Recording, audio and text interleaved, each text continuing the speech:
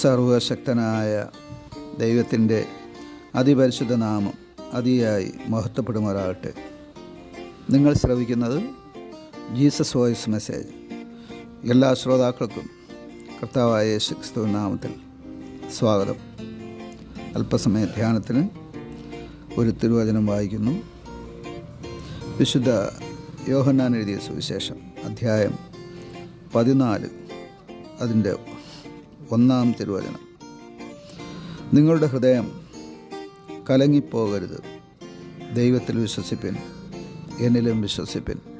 കർത്താവിൽ പ്രിയരെ, നാം വായിച്ചു കേട്ട വിശുദ്ധ യോഹന്നാൻ എഴുതിയ സുവിശേഷം 14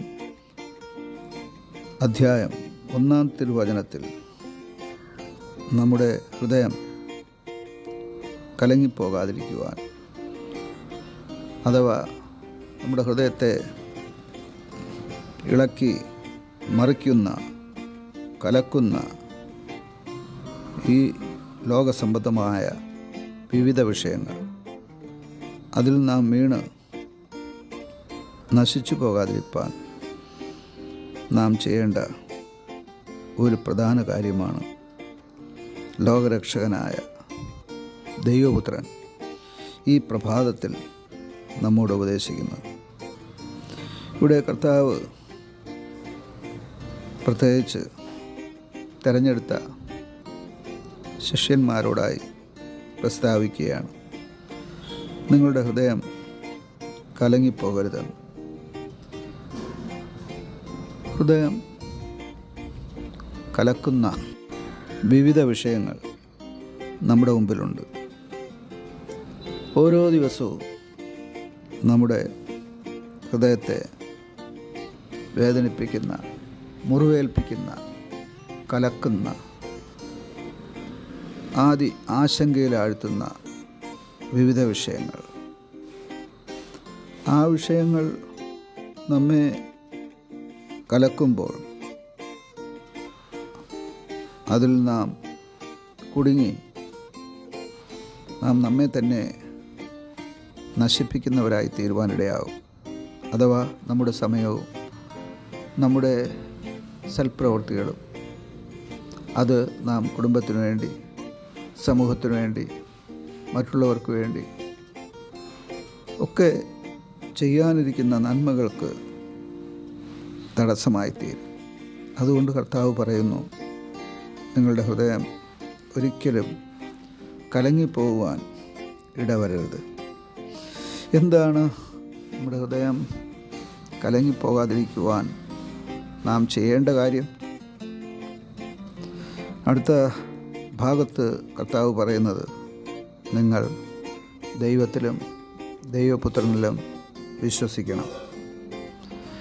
ഈ വിശ്വാസമാണ്, അഥവാ ദൈവത്തിലും അവിടുത്തെ പുത്രനായ ക്രിസ്തു യേശുവിലുമുള്ള വിശ്വാസമാണ് കലങ്ങി മറിയുന്ന ഈ പ്രപഞ്ചത്തിൽ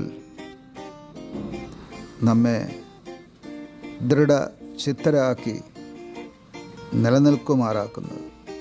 അതേ പ്രിയമുള്ളവരെ, ഓരോ ദിവസവും ഓരോ നിമിഷവും നമ്മെ വേദനിപ്പിക്കുന്ന, കലക്കുന്ന, ആശങ്കകളിലാഴ്ത്തുന്ന വാർത്തകളല്ലേ വന്നുകൊണ്ടിരിക്കുന്നു.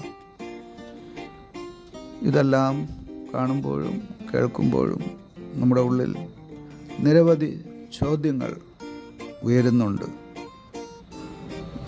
എങ്ങനെയാണ് ഇതിൻ്റെ എല്ലാം മധ്യേ, അഥവാ ഈ പ്രതിസന്ധികളെയൊക്കെ തരണം ചെയ്ത് അതിജീവിച്ച് നേരിട്ട് മുന്നോട്ട് പോകുന്നത്? ആ ചോദ്യത്തിൻ്റെ ഉത്തരമാണ് കർത്താവ് നൽകുന്നത്. നിങ്ങൾ ഈ ഭൂമിയിൽ ജീവിക്കുമ്പോൾ ദൈവത്തിൽ വിശ്വാസമുള്ളവരായിരിക്കണം. ദൈവപുത്രനിൽ വിശ്വാസം അർപ്പിക്കുന്നവരാകണം. അങ്ങനെയെങ്കിൽ നിങ്ങൾ ബലവാന്മാരായി നിലനിൽക്കുവാനിടയാകും. നമ്മുടെ ബലത്തെ ചോർത്തുന്ന എല്ലാ അവിശ്വാസത്തിൻ്റെ വിഷയങ്ങളിൽ നിന്നും, നമ്മെ കലക്കുന്ന വിവിധ വിഷയങ്ങളിൽ നിന്നും വിട്ടുനിൽക്കുവാൻ അത്യന്താപേക്ഷിതമായിരിക്കുന്നത് സർവശക്തനായ ദൈവത്തിലുള്ള വിശ്വാസമാണ്. അവിടുന്ന് ഈ ഭൂമിയിൽ മാനവരക്ഷയ്ക്കായി അയച്ച ലോകരക്ഷകനായ യേശുക്രിസ്തുവിലുള്ള വിശ്വാസമാണ്. അത് നമ്മെ കലങ്ങി മറിയുന്ന ഈ പ്രപഞ്ചത്തിൽ അത് നിലനിന്ന് മുന്നോട്ട് പോകുവാൻ, നന്മകൾ പ്രാപിക്കുവാൻ ഇടവരുത്തും. ആമേൻ.